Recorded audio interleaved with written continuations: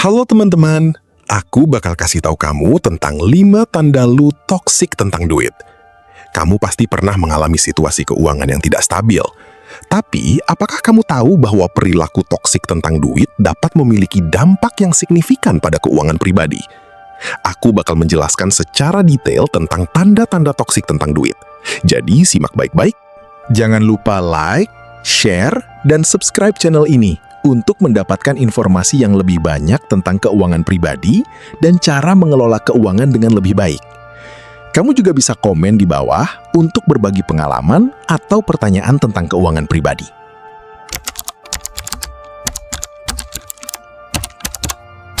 Pentingnya likuiditas dan earning power adalah salah satu tanda yang perlu kamu perhatikan jika ingin menghindari perilaku toksik tentang duit. Aku bakal jelaskan secara detail tentang apa itu likuiditas dan earning power, serta bagaimana keduanya berpengaruh pada keuangan pribadi. Likuiditas adalah kemampuan kamu untuk mengubah aset menjadi uang tunai dengan cepat dan mudah. Kamu bisa memiliki banyak aset, seperti rumah, mobil, atau saham. Tapi jika kamu tidak bisa mengubahnya menjadi uang tunai dengan cepat, maka aset-aset tersebut tidaklah liquid. Contohnya, jika kamu memiliki rumah yang bernilai tinggi, tapi kamu tidak bisa menjualnya dengan cepat karena pasar properti sedang lesu, maka rumah tersebut tidaklah liquid.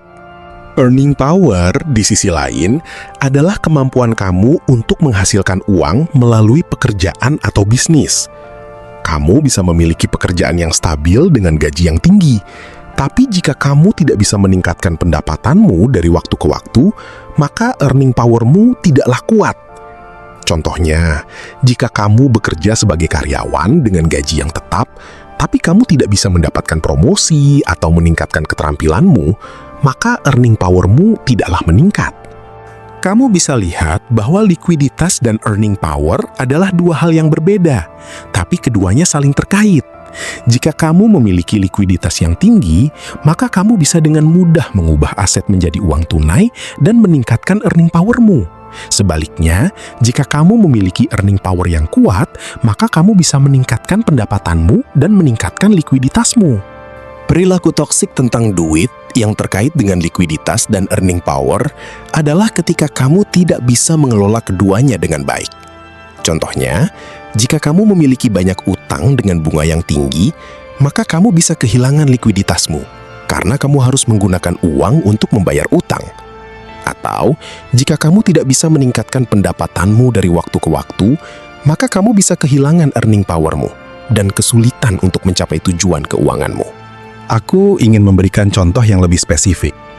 Misalkan, kamu memiliki gaji sebesar 10 juta per bulan, tapi kamu memiliki utang sebesar 5 juta per bulan dengan bunga yang tinggi.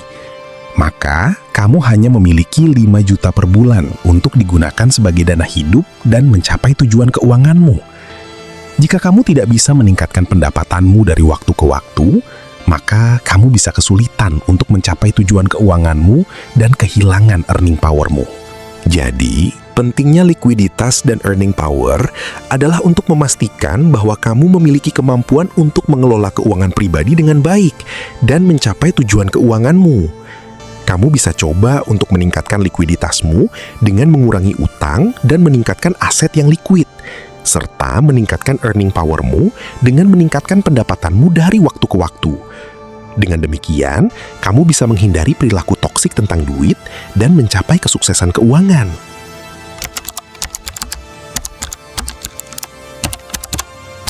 Setelah kita membahas pentingnya mengelola keuangan dengan baik, sekarang mari kita lanjut ke tanda toksik tentang duit yang pertama, yaitu money hoarder atau obsesi menyimpan uang.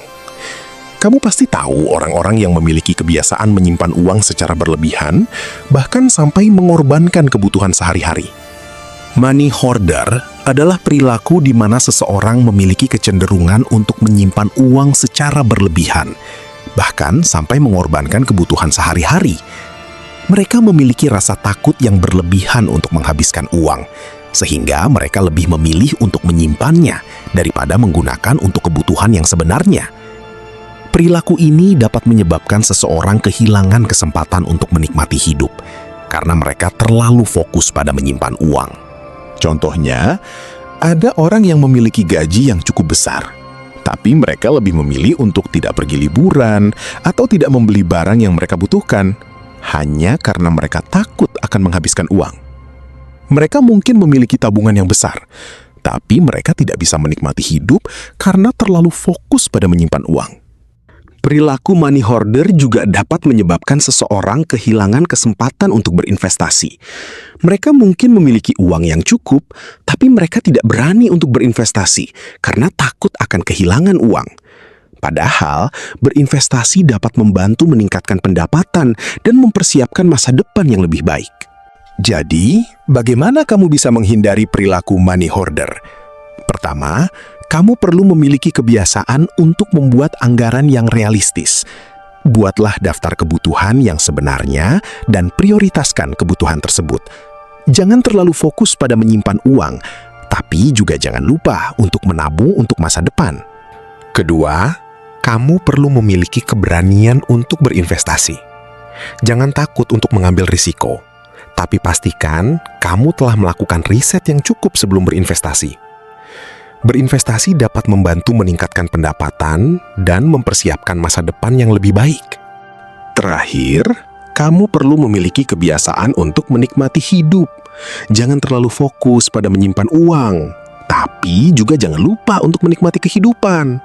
Pergi liburan, beli barang yang kamu butuhkan, dan nikmati waktu dengan orang-orang yang kamu cintai. Dengan demikian, kamu dapat memiliki kehidupan yang lebih seimbang dan bahagia.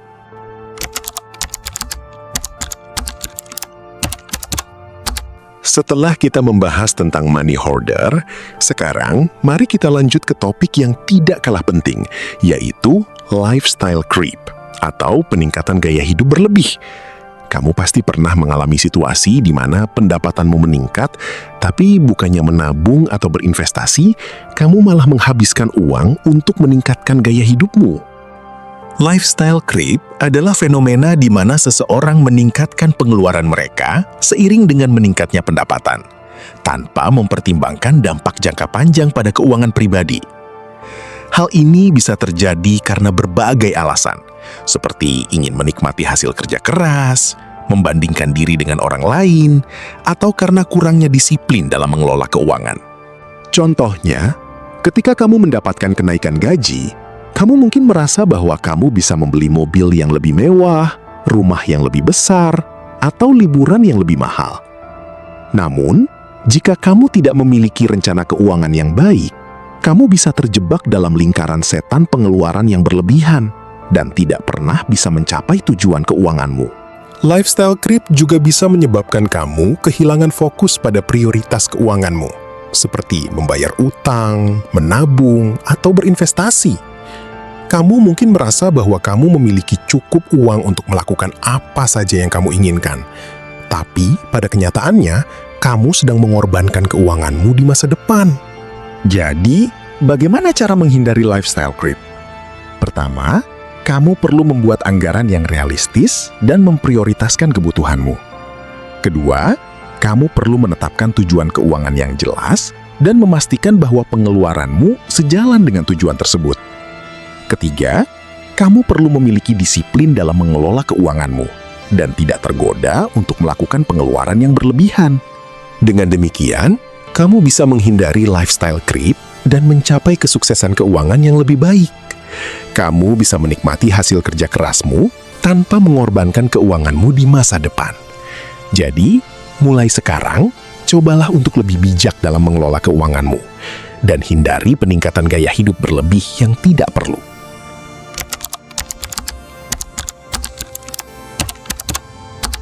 Setelah kita membahas tentang lifestyle creep, sekarang mari kita lanjut ke topik lain yang juga penting, yaitu the compulsive buyer atau doom spender, yang juga dikenal sebagai belanja impulsif pelarian. Kamu pasti pernah merasa ingin membeli sesuatu tanpa mempertimbangkan apakah kamu benar-benar membutuhkannya atau tidak. Ini adalah contoh dari perilaku belanja impulsif yang dapat menjadi masalah serius jika tidak diatasi.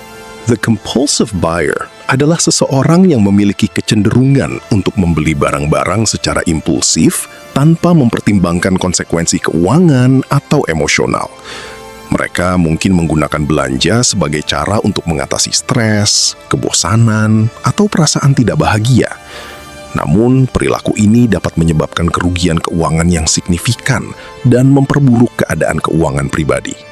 Kamu mungkin pernah mengalami situasi di mana kamu membeli sesuatu hanya karena kamu merasa sedih atau stres, dan kemudian merasa menyesal setelahnya.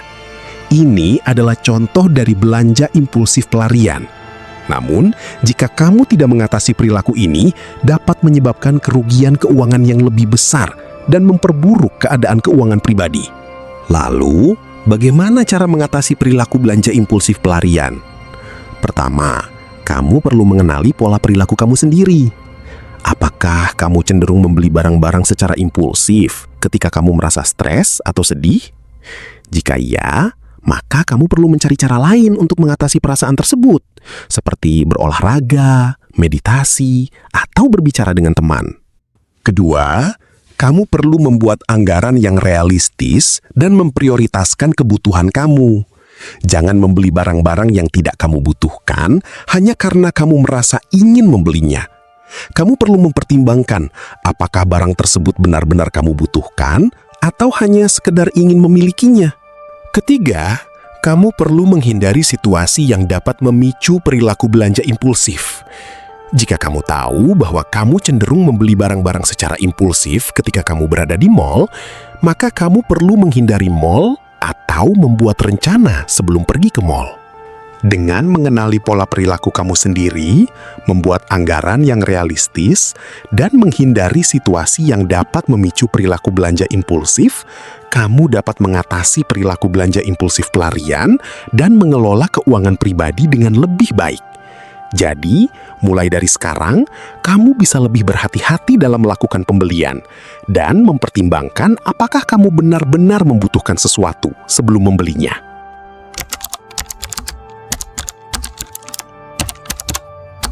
Setelah kita membahas tentang perilaku belanja impulsif pelarian, sekarang mari kita lanjut ke topik yang tidak kalah menarik, yaitu the big spender atau flexer, gila citra mewah. Kamu tahu, ada beberapa orang yang memiliki kecenderungan untuk menghabiskan uang secara berlebihan hanya untuk mempertahankan citra mewah atau menunjukkan status sosial mereka.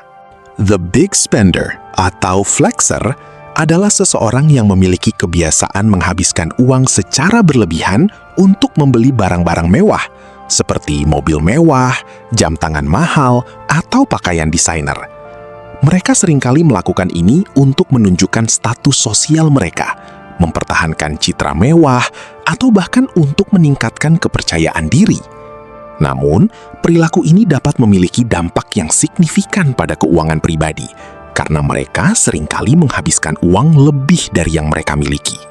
Kamu mungkin pernah melihat orang-orang seperti ini di sekitarmu, yang selalu memamerkan barang-barang mewah mereka di media sosial atau dalam kehidupan sehari-hari. Mereka mungkin terlihat bahagia dan sukses, tetapi di balik itu, mereka mungkin memiliki utang yang besar atau keuangan yang tidak stabil. Bahkan, beberapa dari mereka mungkin tidak memiliki tabungan yang cukup untuk menghadapi keadaan darurat. Perilaku the big spender atau flexer dapat dipicu oleh beberapa faktor, seperti tekanan sosial, keinginan untuk mempertahankan citra, atau bahkan karena kurangnya kesadaran tentang keuangan pribadi.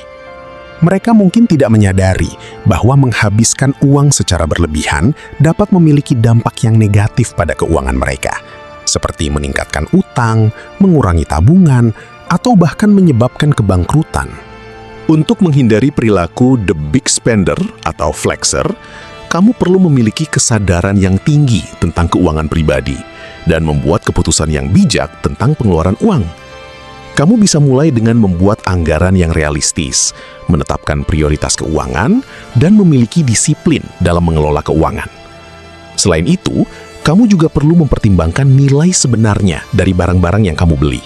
Apakah itu benar-benar dibutuhkan atau hanya untuk mempertahankan citra? Dengan demikian, kamu dapat menghindari perilaku the big spender atau flexer dan memiliki keuangan yang lebih stabil dan seimbang. Jadi, sebelum kamu memutuskan untuk membeli sesuatu, pertimbangkanlah apakah itu benar-benar dibutuhkan atau hanya untuk mempertahankan citra.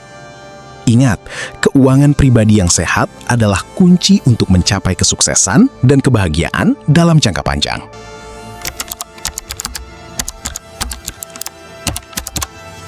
Setelah kita membahas tentang berbagai perilaku toksik tentang duit, sekarang mari kita lanjut ke topik the dependent atau mengandalkan orang lain dalam mengelola keuangan.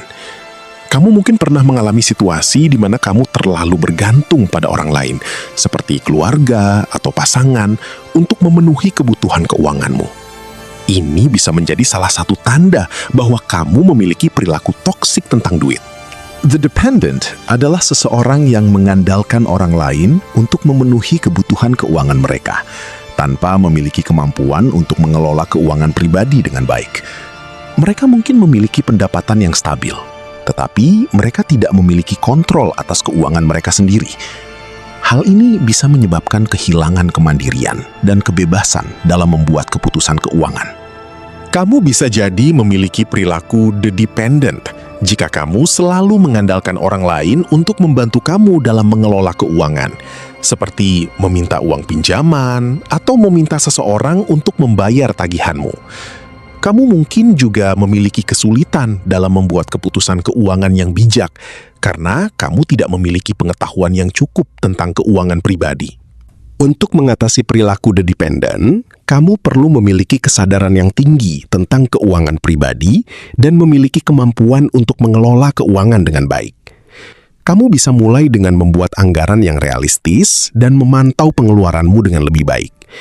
Kamu juga perlu memiliki tujuan keuangan yang jelas dan memiliki rencana untuk mencapai tujuan tersebut. Selain itu, kamu perlu memiliki disiplin dalam mengelola keuangan dan tidak terlalu bergantung pada orang lain. Kamu bisa mulai dengan membuat keputusan keuangan yang bijak dan tidak terlalu meminta bantuan dari orang lain.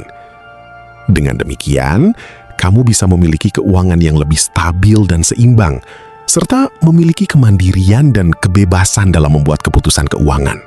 Jadi, jika kamu merasa bahwa kamu memiliki perilaku the dependent, jangan ragu untuk membuat perubahan dan memiliki kemampuan untuk mengelola keuangan pribadi dengan baik. Dengan demikian, kamu bisa memiliki keuangan yang lebih baik dan memiliki kemandirian dalam membuat keputusan keuangan. Jadi, teman-teman, itu dia 5 tanda lo toksik tentang duit. Aku harap kamu bisa mengenali tanda-tanda tersebut dan mengambil langkah-langkah untuk mengelola keuangan dengan lebih baik. Ingat, keuangan pribadi adalah tanggung jawab kita sendiri. Jadi, kita harus berusaha untuk mengelolanya dengan lebih baik. Terima kasih telah menonton video ini, dan jangan lupa like, share, dan subscribe channel ini untuk mendapatkan informasi yang lebih banyak tentang keuangan pribadi.